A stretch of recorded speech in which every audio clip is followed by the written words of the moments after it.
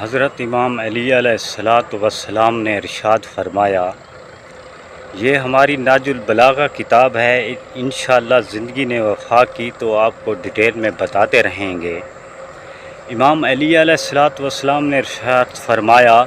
جو لوگ اپنی دنیا سنوارنے کے لیے دین سے ہاتھ اٹھا لیتے ہیں تو خدا اس دنیاوی فائدہ سے کہیں زیادہ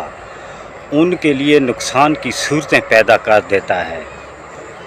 اور ارشاد فرمایا، جس کسی نے بھی کوئی بات دل میں چھپا کر رکھنا چاہی،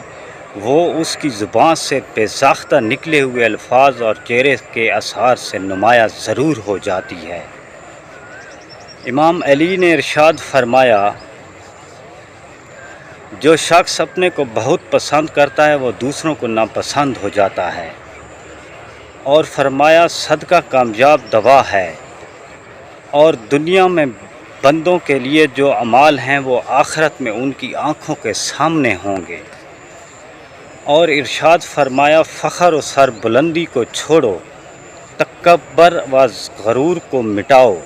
اور قبر کو یاد رکھو، سب سے بھاری گناہ وہ ہے جس کا ارتکاب کرنے والا اس سے سبق سمجھے۔